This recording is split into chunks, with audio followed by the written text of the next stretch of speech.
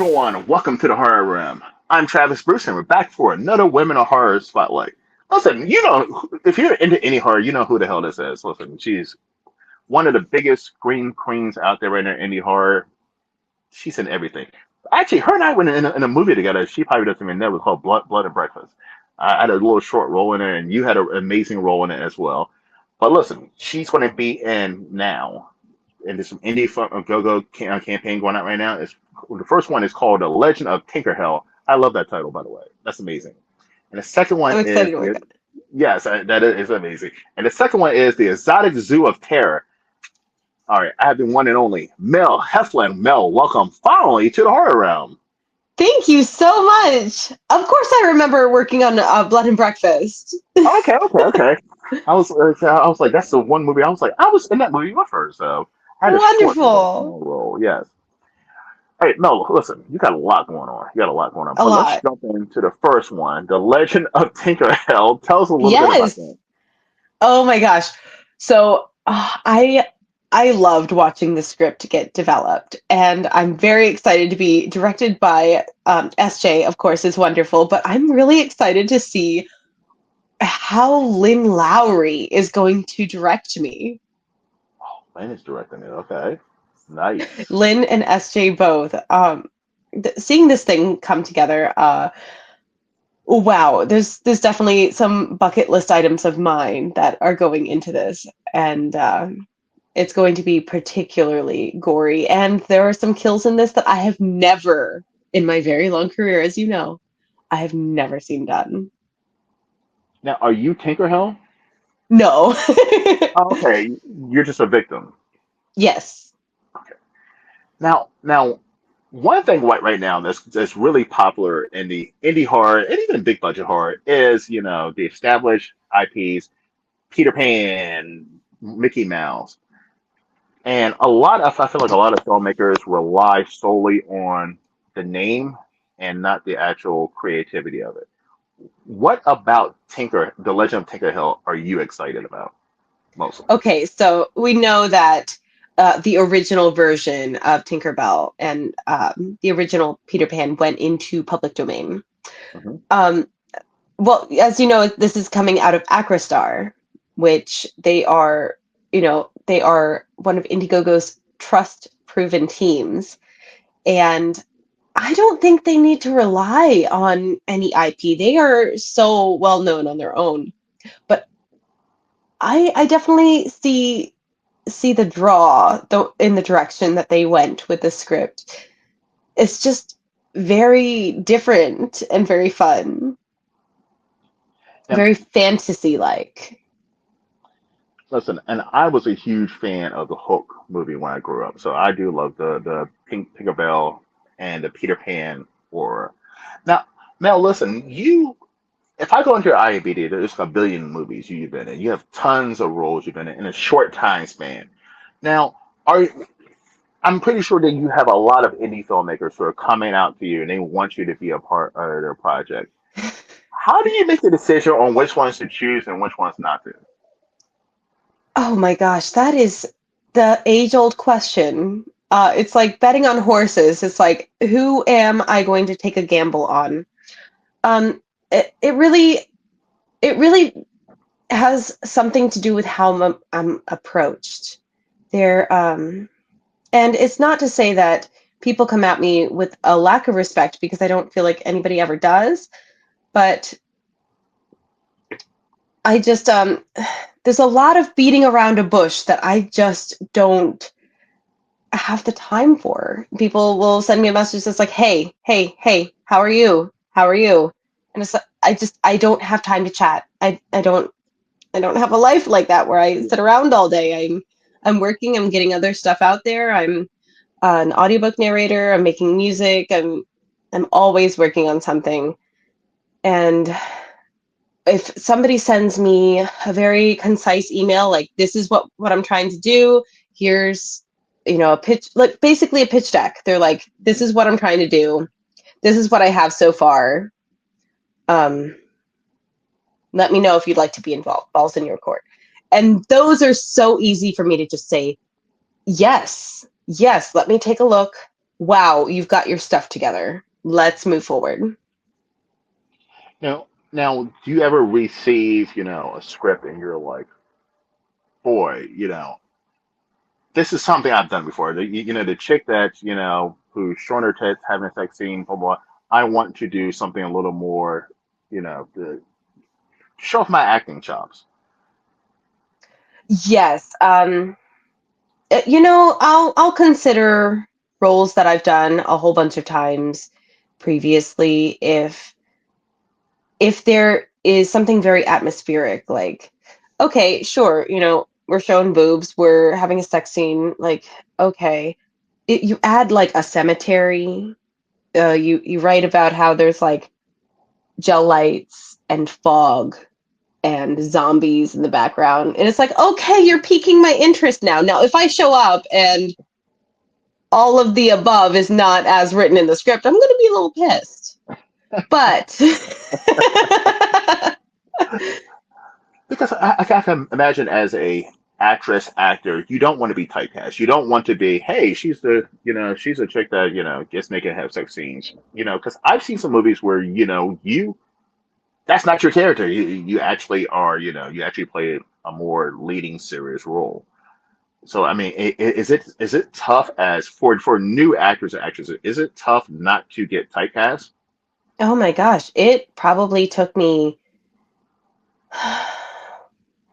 it was over 10 years before I started getting roles that I was like seeking after, just because I didn't have I didn't have enough under my belt until I hit like 80 films. People weren't taking me seriously.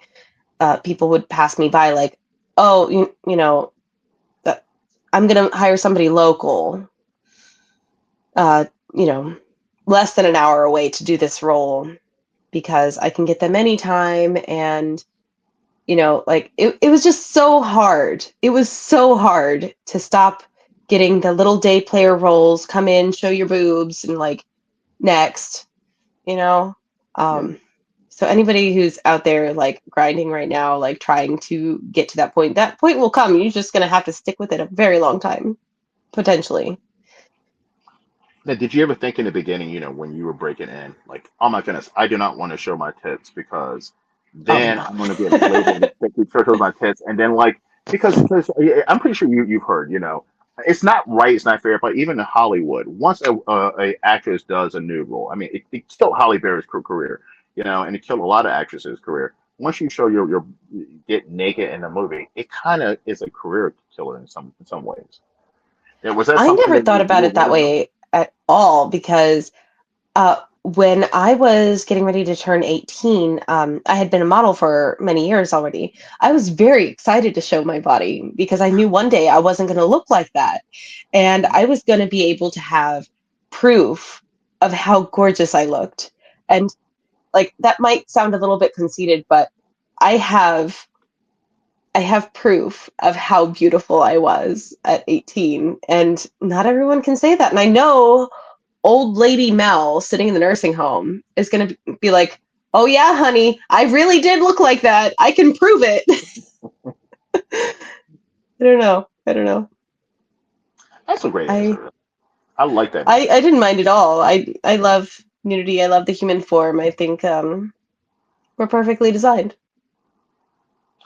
Now, listen, you're pumping out movies like crazy. How is it possible that you can?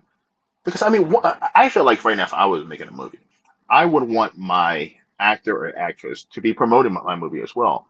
But how can you do that if you're doing 20 or 30 movies a year?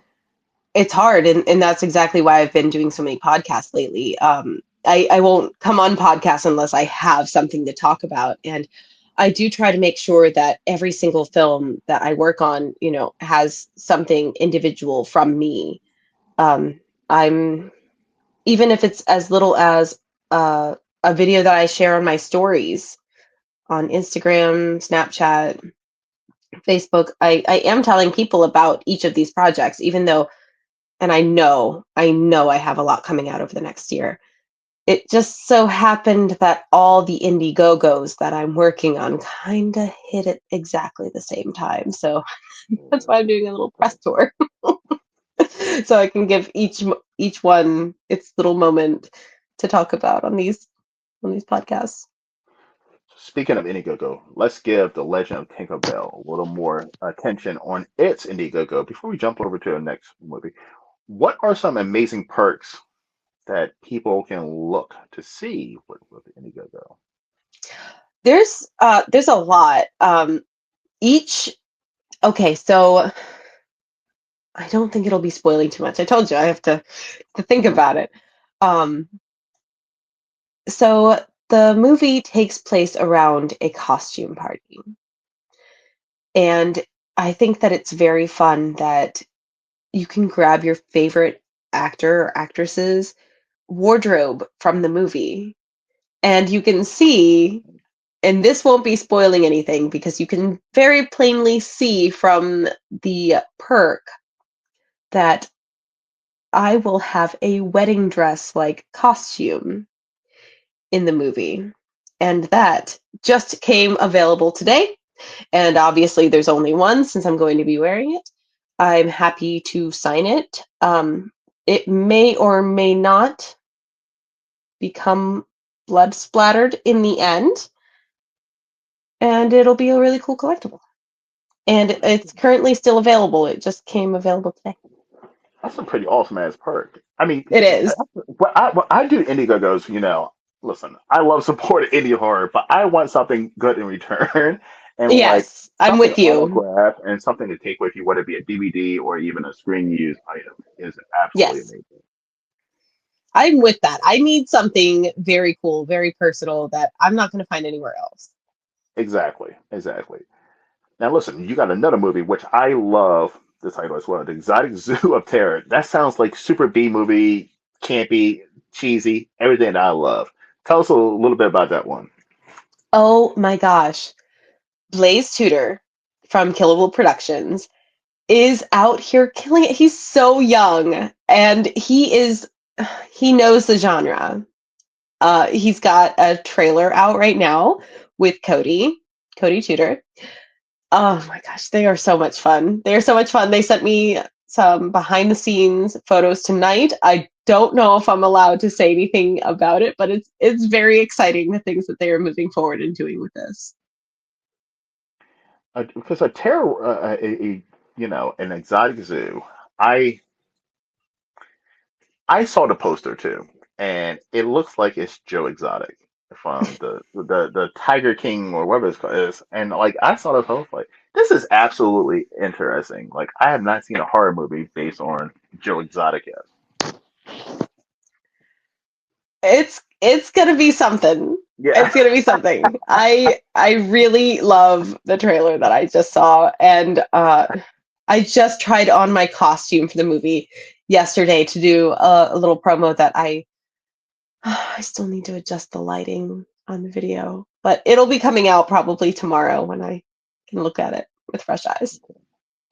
Now I guarantee you some amazing perks with this one. There has to be, right?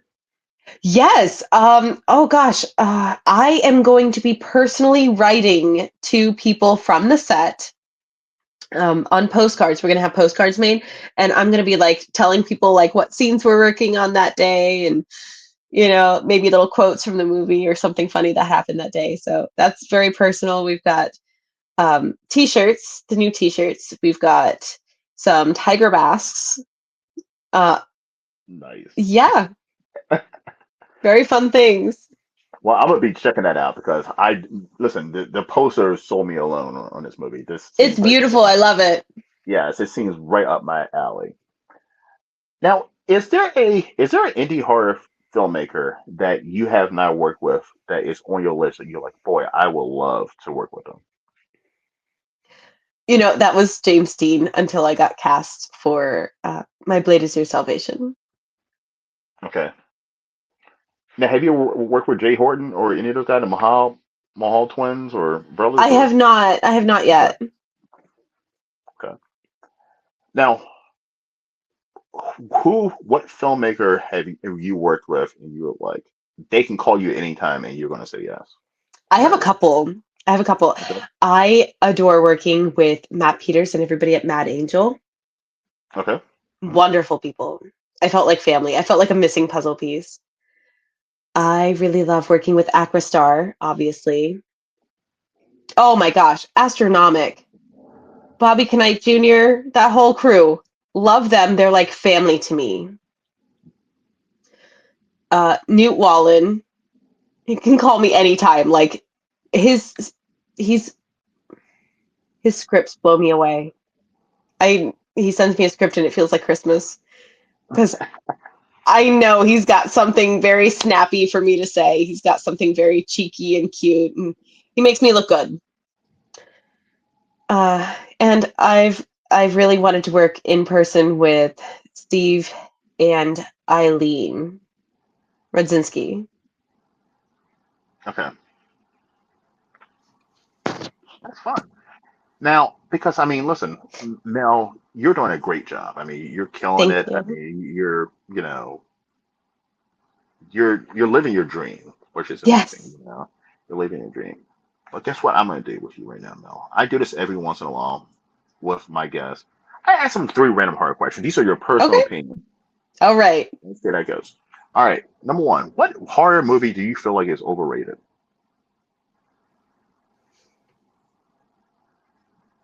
Halloween. Stop it. Okay, bye. This ends the horror realm. Thank you. The original one? No, not the original one. Oh, The Rob okay. Zombie one. Yeah, that's true. Yeah, yeah, yeah. Not a fan of those. Okay. Yeah, I'm still not a allowed fan of those. on. We Yeah, can we're still not continue. fan of those. Okay, okay.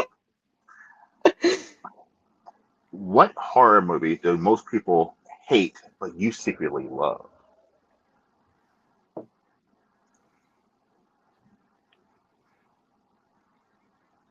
I like a lot of controversial takes on some of these movies. Um,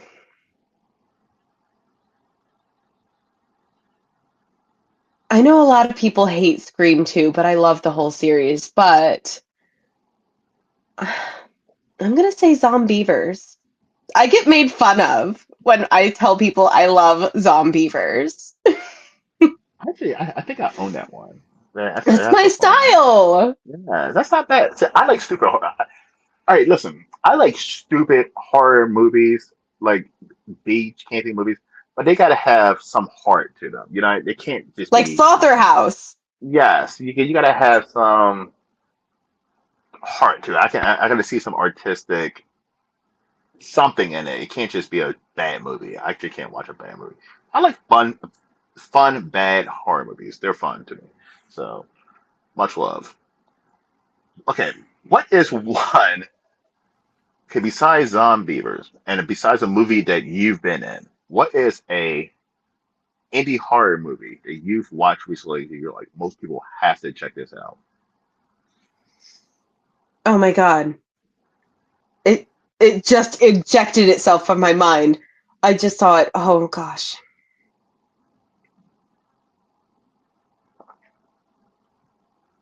I just, I really love, and I know this might be a cop out because it's by my friends, but it's 31 Kills of Halloween by Astronomic Studios. It's got Angel Bradford, it's got Anna Cleary, it's got Ryan Martell, and it's family friendly. My kid keeps wanting to watch it over and over and over again, and I'm okay with it. I'm gonna tell you something now. No, listen, we're friends and everything, but I do have a review coming out for one of your movies. I give an awful review to. I'm not gonna tell you which one it is, and it sucks. It sucks because I love everybody that's in this movie. I've had majority of them on my show, interviewed. I'm friendly with them, and I'm like, ah. But that's gonna be on a 2B Tuesday review. Yeah, it sucks. But it's not that many. It was just this particular one. I saw the post. I was like, oh, I love all these people who are in this movie. Let me check it out. I'm like, oh crap. Uh-oh. Can't win them all, right? I can't win them all. That's why I'm betting on so many horses over the next year because I'm gonna. there's going to be one that I'm going to work on next year that each person out there, somebody's going to like it. When are you gonna make your horror movie? Like, have you thought about doing that behind the camera? You know, I've directed twice. I directed a short film called The Misadventures of Stone Dolodocus and Methodonocles, Chapter 1, The Cush of the Dead. Who knows what happened to that? It was a Thanksgiving, and I was working on a studio film, and all the cast and crew decided to switch places because we were bored as hell. Stuck in the studio for Thanksgiving. Nobody was flying home, so we just made our own thing. And we all switched roles. Cast was crew, crew was cast. Super fun. Totally recommend. Total team building. Um, but I have no idea what happened to it. Um, and I directed one called the Crawl Space episode, The Succubus. That was a whirlwind. Um, I it was a lot. It was too much to get done in too short of a time. And it was over 10 years ago. I don't know how it turned out because I never saw it. Apparently it got finished, but I did actually write something. It's between 30 seconds to 2 minutes, somewhere between there. It's a very, very micro short. And I'm actually building the props for it in my garage. So hopefully to Sweet. film next month. Nice. I'm looking forward to that. Now, I got a controversial question to ask you. Uh-oh. Apparently I'm very controversial these days. I was debating this whole entire interview if I should ask you the question. I'm not fucking good at this one. But you and Jessa Flux, right? You are two are neck and Okay. neck when it comes to any horror.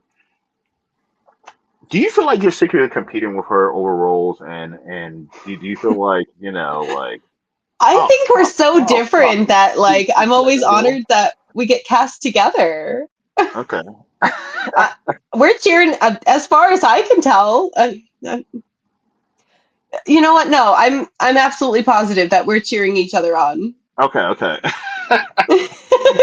Because like it's like when I see a movie title, it's either Jessica Flux or Mel Heflin. Sometimes there's both of you, There needs and to be both more often. I but love I'm working like, with her. She's but I'm like, amazing to act opposite of. has there ever been a time or multiple times, probably has been, that like you were going for a role and she's going for a role, and she went out or you went out, and like fuck. It's probably happened, but you know, there's been so many times when you know, I get told on occasion, like, I really wanted that part, and it's like, oh, not from Jessa, Other people. various, Hmm. and I'm like, oh, I'm not really a competition person. My plate is full. I get plenty. I get all that I need. I I'm so grateful for every single part. But if there is a part that I am potentially auditioning for that someone's like, I need this, then they need to write me and let me know, like, hey, I really want this part. So I can be like, oh, yeah, babes, got you. I agree. I was just wondering, because I heard when it came to Sarah Michelle Gellar and Jennifer Hewitt that they fucking hated each other because Oh, because they were Hollywood will always pit them two against each other for roles, and Jennifer Love Hewitt will always win every single time, and Sarah Michelle Gellar just fucking hated it. oh, that's rough to Yeah, hear. it is No, I love everybody. I think everybody's out here killing it. awesome. I agree. I agree. Mel, by the way, where can everyone find you? At Mel Heflin across the internet, I'm very easy to find. Just make sure it's Heflin. Okay. And by the way, you can just DM him on Facebook. You can't just say hey though, and she will message you Don't back. just say hey. Yeah. Like, tell me what. You know what? My DMs are a little messed up right now, so email Okay. through my link tree or whatever. Much Uh-huh. easier. Much easier. Mel, it's been a blast having you on. Listen, we've been trying to do this for the last year and stuff like that, but I'm glad we're finally doing it. Yes. Yes. Everybody, listen, look out. Actually, get your asses over to Indiegogo and support the Legend of Tinker Hell, Tinker Hell. Exotic Zoo of Terror. By the way, here's the fucking poster of that movie. Doesn't that look amazing, everyone? Up on the screen. Amazing! All right, everyone. Well, thank you for coming to the Horror Realm. I'm Travis Bruce, and it's my homegirl, Mel Heflin. We'll see you next time. Take care.